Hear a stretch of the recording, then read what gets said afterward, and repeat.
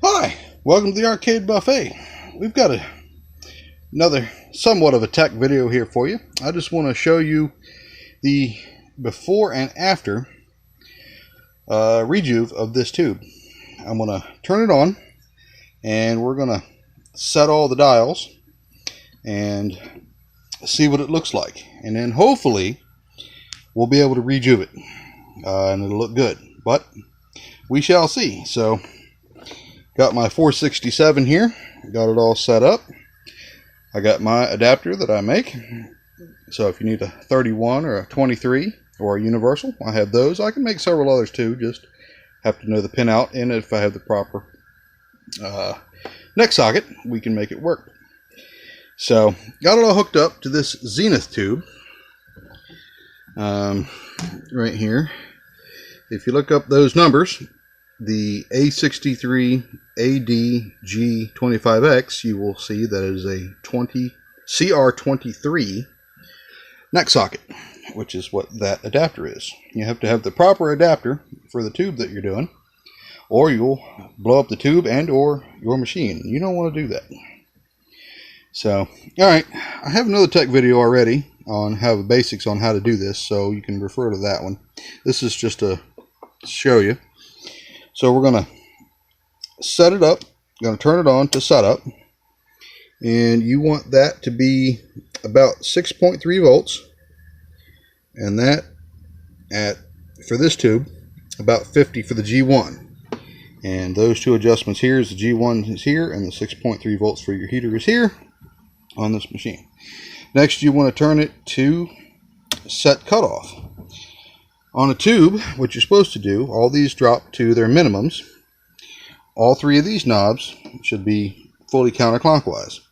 So what you're supposed to be able to do with these knobs and these gauges is make it move up to one division. One division is the very first little hash mark after the 0. It doesn't tell you that in the manual, but that's what it is. So we're going to turn this up to see if we can get to one division. Well, we are at one division with the knob maxed out. Let's go over here to green. See what we do. We turn it all the way up. That's not knob max, and we're just under one division. Let's go over here to the blue. Turn it up, up, up. All right, that's all the way up. Blue is the best out of the three, but that is still crap. So we're going to turn it back down until we get to one division. So turn it up. There we go. That's pretty close. No change. And no change. Maybe a little bit. We'll back it down a little bit. But alright. The next thing you want to do, take it over to the test.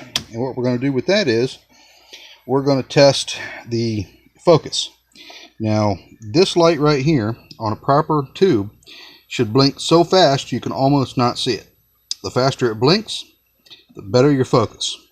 So we're going to push the focus knob and see what we get. I don't know if you can see that very well, but that is very, very sad.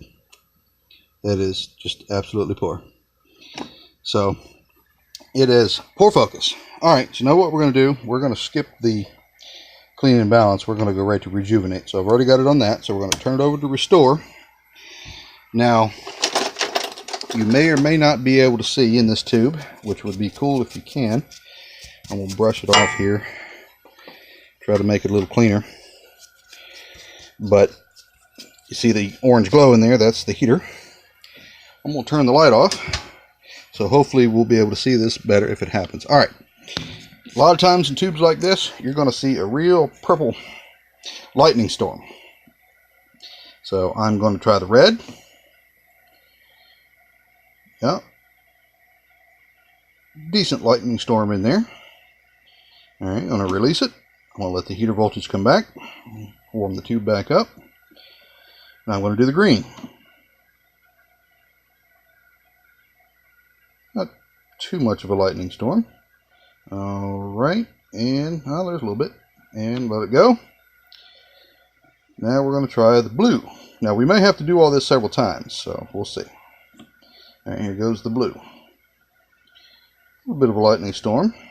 Still holding the button. And that'll about do it. Alright, now. Alright, sorry if that stuttered a little bit. For some reason my phone stuttered on the recording. Alright, anyway, back to where we were. Now, since we've done all that, we now need to go back to our set cutoff and see what we got. Now, mind you, these knobs will need to be reset. Blue, not doing so well, but it's doing better. We'll turn that back down to 1 division. Green is looking a lot better. So we're going to turn that back down to 1 division. And red, same thing, looking a little better. We're going to turn it back down to 1 division. Alright, now we're going to test again. Hooray! That looks a lot better. Now, there's 2 big things to see what's going on in this tube. We're going to check the focus, and we're going to see if it tracks. If the tracking test works, that means there's no shorts in there. If it doesn't work, then there's still a short in the tube. So we're going to check tracking. I'm going to hold it down. Yep, all the needles move just like they're supposed to. They all kind of move uniformly, and you can get them pretty much the same in the yellow area. So looks like the tracking's pretty good. So now we're going to go over here to the focus, see what that did. Awesome, there we go.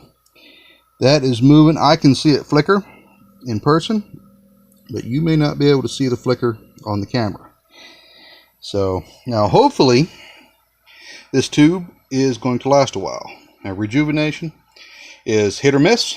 It helps many tubes, but if the tube is already on its way out, it can last anywhere from 5 minutes to 10 years. It's all a gamble. So alright, well, I'm going to now repair the chassis on this one here. It is a K7000A is what was on this tube, so I'm going to repair that and we will see how it looks. The monitor worked before I brought it home. In the game, I did not turn it on to get a before pic, but the owner said it was terrible. Obviously the focus was bad, and because the colors were as crap as they were, I didn't need to see it. I've seen bad tubes before. So, but hopefully it will come back to life and work for a long time to come. So, thanks for watching. If you have any questions or comments, please leave them at the bottom of this video. Or shoot me an email at thearcadebuffet@gmail.com, or visit my site, thearcadebuffet.com. Thanks, and see you soon.